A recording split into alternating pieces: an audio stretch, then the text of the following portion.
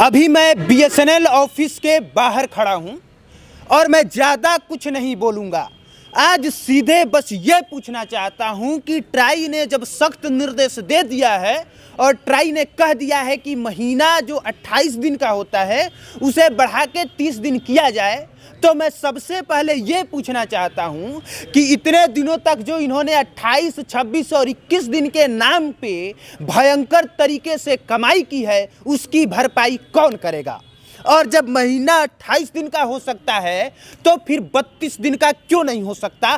पहले इस बात का जवाब चाहिए। महीना में 31 दिन भी होता है, लेकिन इन लोगों ने महीना 26 और 28 दिन रखा और तमाम कंपनियों ने 4,000, 8,000 करोड़ की मोटी रकम कमाई है इन मात्र 2 दिनों से। मात्र 2 दिनों से 4,000 और 8,000 करोड़ तक मोटी कमाई की है। और इसका मैं बहुत पहले आसान भाषा में पहले बता देता हूं कि कैसे। क्योंकि महीना में होता, साल में होता है टोटल 12 महीना, लेकिन 28 दिन के लिहाज से अगर आप जोड़ दीजिएगा तो महीना 13 का हो जाएगा। और रिचार्ज अगर मान लीजिए 199 का आप कराते हैं और आपके पास बस 20 करोड़ उपभोक्ता हैं, तो भी आप महीने का 4,000 करोड़ से ज़्यादा फायदा 1 साल में कमा रहे हैं। और यही वजह है कि ट्राई के सख्त निर्देश देने के बाद भी कोई गारंटी नहीं है कि ये महीना जो है वो बढ़ के 28 से 30 हो जाएगा। और बात करें अगर रिचार्ज प्लान की, तो अभी बीएसएनएल का रिचार्ज प्लान क्या है? देखिए 186 रुपये में 1 GB 28 दिन तक, और इसके बाद इनकमिंग भी इसका एक्टिव रहेगा। इनकमिंग फ्री रहेगा। इनकमिंग फ्री रहेगा।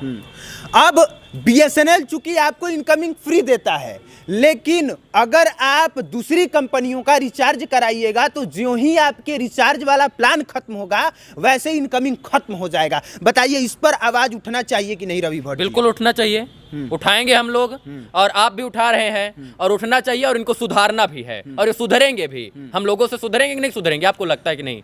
जब नहीं सुधरेंगे, जब तक सुधारेंगे नहीं तब तक हम लोग छोड़ेंगे नहीं, इनको बिल्कुल नहीं छोड़ेंगे। हम लोगों ने प्रण ले लिया है कि जब तक इन टेलीकॉम कंपनियों को सुधार नहीं देंगे तब तक इनको हम छोड़ेंगे नहीं भी। और देश के प्रत्येक लोगों को पहले इस बात का जवाब चाहिए कि अमेरिका की जो कंपनी है, जो दूसरे देशों की कंपनी है, चाहे वो कोई भी हो, कोई भी टेलीकॉम कंपनी हो, चाहे वो वेरिजॉन हो या फिर दूसरी कंपनी हो, सबका महीना 30 दिन का होता है कि नहीं? एकदम बिल्कुल होता है। तो यहाँ 28 दिन का क्यों होता है? यहाँ तक से कि अभी तक से हम लोगों को ये लगता था कि बीएसएनएल का प्लान 30 दिनों का होता है, लेकिन अब जब हमने चेक किया तो पता चला इसका भी प्लान 28 दिन का कर दिया गया है, लेकिन रिचार्ज इसका सस्ता है, रिचार्ज सस्ता, प्लान ज्यादा है, यही चीज है। और एक और फायदा है कि इनकमिंग वाला उस जियो में तो रिचार्ज खत्म हो जाएगा तो सिम किसी काम का नहीं है।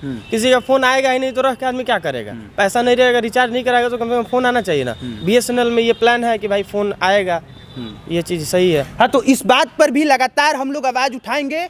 और आज पहले इस बात का जवाब चाहिए कि हम खोज रहे थे कि जिस तरह से जियो ऑफिस के बाहर खड़ा होकर हम लोग चिल्ला रहे थे, उसी तरह से हम लोग वोडाफोन आइडिया के बाहर खड़ा होकर चिल्लाएं, उसी तरह से एयरटेल के बाहर खड़ा होकर चिल्लाएं। लेकिन आपको ये जान के ताज्जुब होगा कि किसी भी जिले में आपको एक भी ऑफिस इन प्राइवेट सेक्टर कंपनियों की हमें नहीं मिली। और सबसे बड़ी बात यह कि बीएसएनएल का ऑफिस हर एक जिले में है। मैं चाहे अयोध्या की बात करूं, आज मैंने अयोध्या के बाहर वीडियो किया, और आज जब मैं बक्सर में हूं तो बक्सर में भी हमको यह कारनामा देखने को मिला। बड़े बड़े ऑफिस, और देखिए ना कितना हाईटेक ऑफिस है, दिखाइए, पूरा हाईटेक ऑफिस है। और जियो का छोटा सा गुम्बद बनाते हैं लाल पीला करके, और एयरटेल का तो हमको मिला ही नहीं बक्सर में। एयरटेल का नहीं मिला, वोडाफोन आइडिया का नहीं मिला, और बीएसएनएल का इतना बड़ा बिल्डिंग है हर जिले में हर हमको लगता है कि हर विधानसभा में बीएसएनएल के लिए जमीन है। हर विधानसभा में, हर बड़े बड़े शहरों में बीएसएनएल के लिए जमीन है। ये सब बेकार पड़ा हुआ है, सरकार इस पे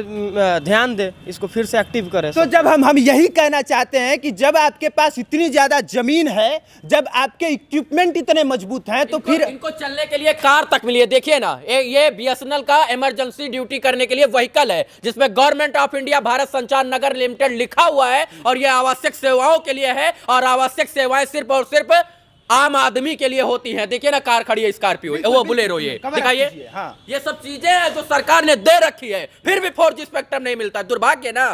बिल्कुल ये दुर्भाग्य है और इसी चीज को मैं बार बार दिखाने की कोशिश कर रहे हैं हम लोग कि जब आपके पास एक नई नई कंपनी आती है जियो और सबके छाती पे मूंग दल के अपने से एक नया नियम और कानून बनाती है और वो कानून इस तरीके से बनाती है कि दूसरी कंपनियों को भी वही नियम फॉलो करना पड़ता है और वही लोग फॉलो कर भी रहे हैं, उसी के दिखाए रास्ते पर चल रहे हैं, उसने जो लकीर खींच दिया है उसी लकीर पे बाकी लोग रेंग रहे हैं और वो भी छोटे छोटे गुंबद बना के। सबसे बड़ा बात यह है कि जियो सबसे बाद में आया और नंबर 1 बन गया और जियो पर ही लोग रेंग रहे हैं। ठीक है, और ये बीएसएनएल के कर्मचारी हैं। सर एक बात सुन लीजिए बस, ये बताइए बीएसएनएल को 4G अभी तक मिला है कि नहीं?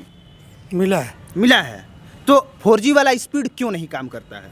यहाँ नहीं मिला है, यहाँ पर भी लगेगा। मतलब अलग अलग जिले में मिल रहा है कि अलग अलग स्टेट में मिल रहा है? जिला स्टेट का बात नहीं है, इसका टेस्टिंग हो चुका है, ठीक है, और इधर में लगेगा। अच्छा चाचा, एक सवाल था, 4G टेस्टिंग तो बहुत पहले हो चुका था, जियो एयरटेल कब से वितरण कर रही हैं और इसके बाद आज बीएसएनएल का 4G आज टेस्टिंग होगा जहां दुनिया 5G का टेस्टिंग कर रहा है। टेस्टिंग हो रहा है अभी। इधर हमको भी जानकारी मिली है कि इधर मिला है, इधर मिला है। टावर तो लगेगा। स्पीड का कब तक उम्मीद किया जाए कि जियो वाला स्पीड मिल जाएगा या फिर एयरटेल टावर वाला? लगेगा तभी तो टावर लगेगा। ये कह रहे हैं चूंकि बीएसएनएल के कर्मचारी हैं, अधिकारी हैं, वो कर्मचारी नहीं अधिकारी नहीं है। कागजों पे मिल चुका है, हो सकता है कागजों पे मिल गया है, सरकार प्रेस कॉन्फ्रेंस में भी बोल रही है कि दे दिया है, लेकिन काम कहाँ हो रहा है भाई? हाँ। कहाँ काम दिख रहा है आपको? वीरान पड़ा हुआ है, ऑफिस सब कुछ देख रहे हैं ना आपके सामने। वही चीज कह रहे हैं कि बीएसएनएल 4G आपको लिखा हुआ है, प्लान भी सस्ता है, इनकमिंग की सुविधाएं भी हैं, लेकिन सिर्फ और सिर्फ नेटवर्क का बेहतरीन स्पीड नहीं होने की वजह से, डाटा का बेहतरीन स्पीड नहीं होने की वजह से आज जो कंपनी देश की नंबर 1 टेलीकॉम कंपनी बन सकती थी वो आज भी पिछड़ी हुई है। पिछले महीने 24 लाख सिम बेचने के बाद भी। ईमानदार जनता है ना, तभी 24 लाख सिम खरीदा है। मैं आज इन जनता को धन्यवाद देना चाहता हूँ, आम आदमी को धन्यवाद देना चाहता हूँ कि हम लोगों ने आवाज उठाई और उन्होंने हमारी और आपकी आवाज सुनकर और सभी पत्रकारों की आवाज सुनकर उन्होंने जो है सिम खरीदना शुरू कर दिया, पोर्ट करवाना शुरू कर दिया और रिकॉर्ड बन गया 25 लाख, लगभग 25 लाख सिम, वो भी सिर्फ दिसंबर महीने में। तो ये सौभाग्य है ना, आम जनता जो है अपने आप को समझती है कि हम बीएसएनएल को बचाना चाहते हैं, जानती है कि बच जाएगा तो बहुत बड़ा क्रांति आएगा टेलीकॉम सेक्टर में। कहीं ना कहीं बड़ा बात है कि बिहार और झारखंड में सबसे ज्यादा सिम पोर्ट हुआ है, सबसे ज्यादा, क्योंकि हम लोगों ने न्यूज बिहार झारखंड से किया तो यहाँ पे सबसे ज्यादा असर हुआ। देखिए आज 1 नंबर पे चल रही है, हम लोग चाहते हैं कि ये हमेशा एक नंबर पे नहीं रहेगी, नहीं रहेगी। ये कुछ दिन बाद फिर से डाउन हो जाएगी और फिर लोग जियो में पोर्ट कराना शुरू करेंगे। तो अभी 1 नंबर पर चल रही है, तो इस पे काम हो, बीएसएनएल के अधिकारी जो है इस पे लड़ाई लड़े, सरकार से काम आगे बढ़ाएं। और इन्हीं सवालों के साथ मैं आज की वीडियो का अंत करता हूं और एक अपील के साथ कि आप लोग बेशक बीएसएनएल का सिम यूज कीजिए, अपना सिम पोर्ट कराइए, लेकिन साथ ही साथ सरकारों से सवाल भी कीजिए और ये भी सवाल कीजिए कि आज तक जो 28 दिन का आप लोग महीना वसूलते रहे थे उसकी भरपाई कौन करेगा। बाकी आप देख रहे थे पब्लिक प्लेटफॉर्म। मेरा नाम कुमार अभिनव है, कैमरे के पीछे कुंदन कुमार पांडे थे। देखने के लिए बहुत बहुत धन्यवाद।